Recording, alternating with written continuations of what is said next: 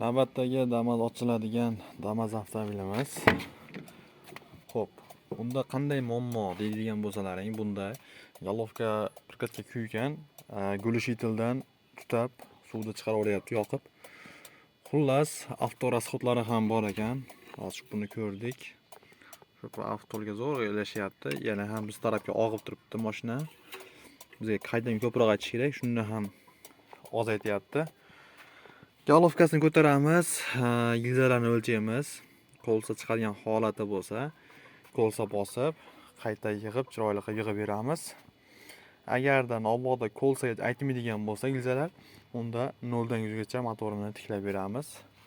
Mashina 352 ming oshiq yurgan, xudo xolasa. Ochib, keyingi videolarda ochilgan holatlarni ham qo'yib boramiz.